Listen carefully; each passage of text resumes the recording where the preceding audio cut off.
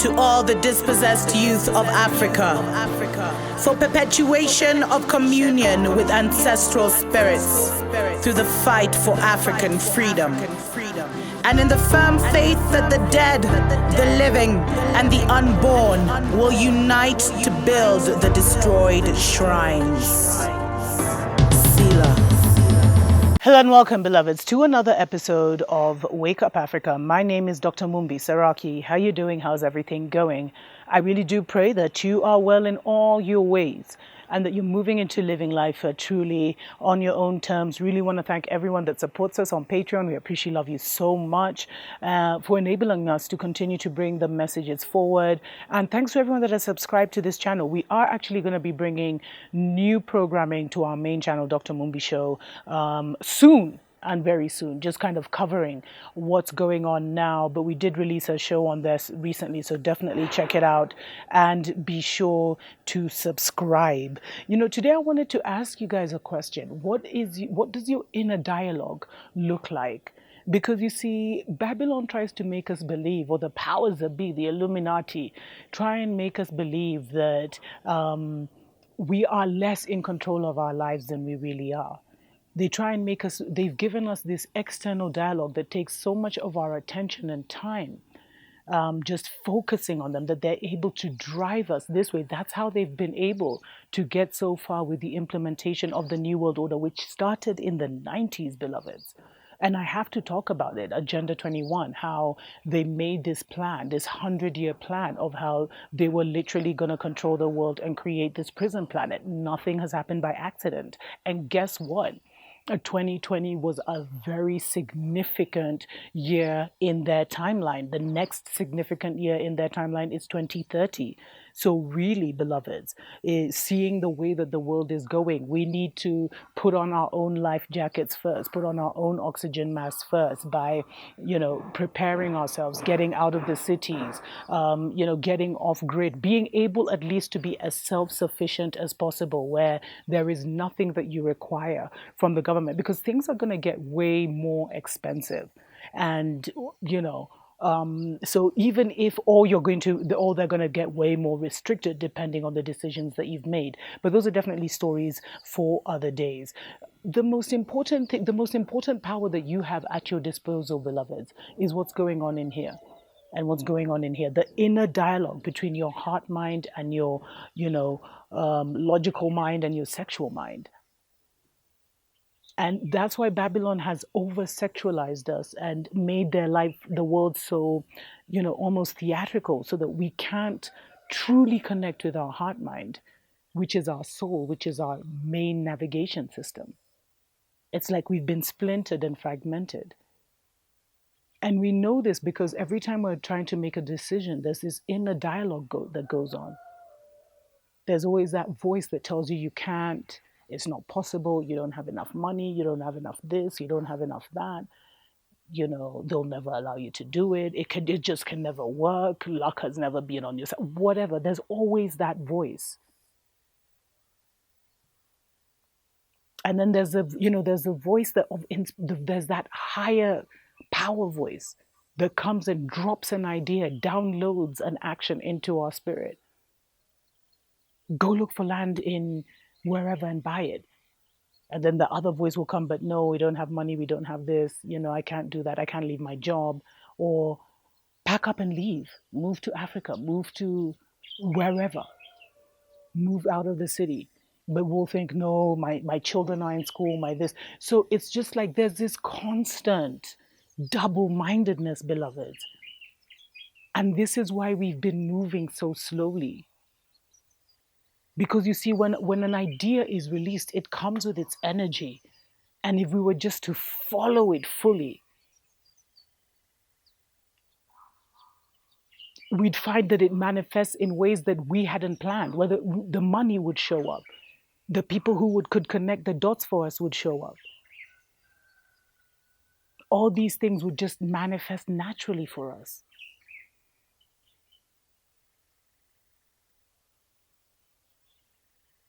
But they don't, because we have this double-mindedness, this duality within us. Yes, I can. No, I can't. Yes, I will. No, I won't. And you see, that has weakened us so much as creators, beloveds, because we are creators. We are creators of our experience.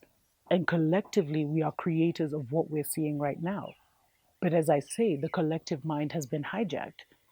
And so for us who are the chosen ones, we are removing ourselves from that hijacked mind and creating an alternative for the people, because many people are so spiritually weak that if there is no alternative, there is no escape for them. So that is our role as spiritual warriors who are here at such a time as this. But what does your inner dialogue look like? What kind of inner conversation are you having about yourself, about what's happening in the world right now? Does it leave you feeling empowered, or does it leave you feeling weak and helpless? And you'll find that that inner dialogue really determines your state, the vibe that you exist in the majority of the time. And when it's too much in the anxiety and the negative, you'll feel drained. You'll feel paralyzed. You'll feel inadequate. You'll feel like you can't do anything. But if you live more on the possibility side, on just following the promptings, because you see, you're not moving alone at such a time as this. Spirit is with you. Your beloved cosmic ancestors are with you.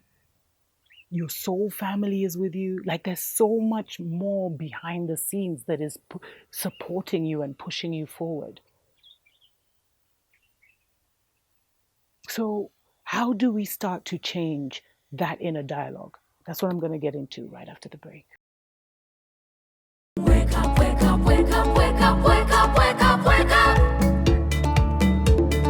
Wake up, Africa. Welcome back, beloveds, to the Dr. Mumbi Spiritual Show. My name is Dr. Mumbi Seraki. Special shout out to our spiritual family on Patreon. We appreciate, love you so much, just for all the, support and confirmation and validation that you give me on that platform. We just appreciate, love each and every one of you that stops by, that comments, that likes, that shares, and that really just sends us all such good vibes. We appreciate, love you so much. So what does your inner dialogue look like, beloveds? That's what you need to be paying attention to right now. Because the battle is of the mind. The invasion is for your mind. What they're trying to get is your mind, your soul through your mind. But your mind, they want to be able to control your mind and get your mind to create things. And they can already do that with external devices. I'm going to get too into that because now they're moving internally, but those are stories for other days. So you have to look at how do you refine your inner dialogue? I think it's first confronting that voice that has been cultured, that has been, educated, spiritualized, as I put it, to think the worst and to think the negative and to have nothing ever work for them. And it's not to just push that voice aside and say, no, that's not going to happen, but it's to confront, where did these feelings of doubt, of inadequacy, of fear, where do they come from? Where do they originate from? And then healing that part of you, because there's so much that comes when you just recognize something. Because it's all about changing your own inner narrative to be a source of power and strength and motivation and endurance for you. Because many of us are losing the battle within us before we even face the enemy without. That's why so many people say the enemy is in me. And it's not really an enemy, it's just a part of ourselves that has been wrongly cultured, wrongly schooled, wrongly educated, misguided, wrongly programmed.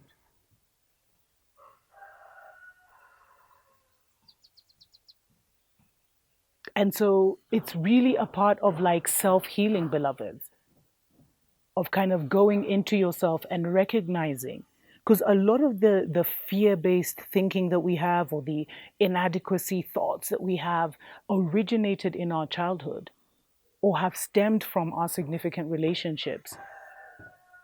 And so if we start looking at the patterns of those relationships, and if you've been in some toxic relationships, you need to look into narcissistic, you know, relationship, narcissistic parents, narcissistic, and like family dynamics, narcissistic spouses. And there's some really great information, because that's basically the nature of the beast. The nature of the beast is narcissistic, beloveds, which is just a wicked, low vibrational, never wanting anything good for you, never wanting you to succeed,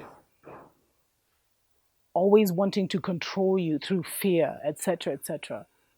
And we are in a narcissistic system. I think I did a show on that before. So the part of the elevation is the healing those thoughts that are distorted within us, that are out of balance. And also the other most important thing is taking a leap of faith. Taking a leap of faith when you get those promptings, when you get those directions, to at least take a step forward. Because you see, spirit can give you you can have all the power at your disposal in the invisible world, but you're not pulling it into the visible. Excuse the construction in the background.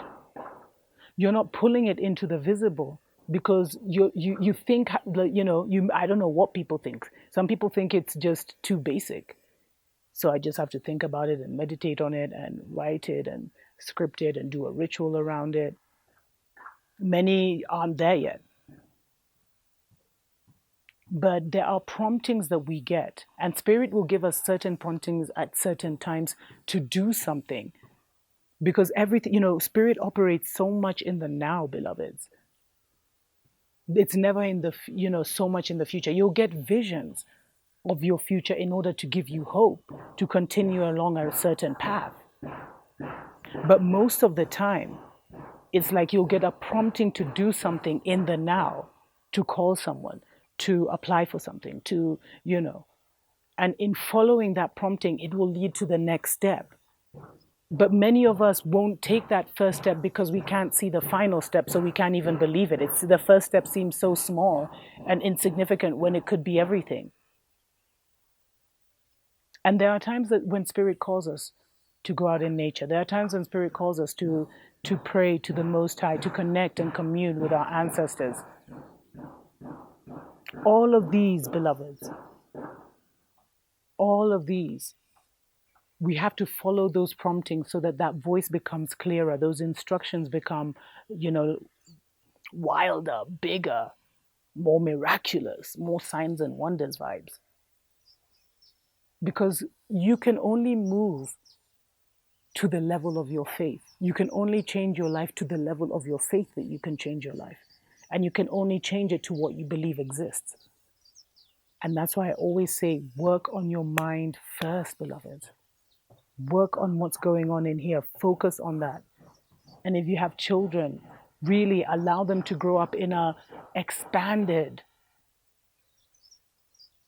limitless mental realm. Don't try and block them into what exists here. I hope you've taken your children out of public school. It's going to become dangerous for them because the children are the ultimate target. But your inner dialogue is everything, beloveds. Listen to it, identify the different voices that are going on inside. Heal. Because most of the times that negative voice that says, I can't, I won't, I ain't good enough, I ain't bad enough, I ain't smart enough, I ain't. Those voices often stem from what we were told as children in schools, what we felt in the environment and absorbed and took in as part of our own identity. So heal that by listening to that pained child's fearful voice and then flipping that thought. And the way you continuously flip that thought is feel that fear, but take the action Anyway, tuko pamoja.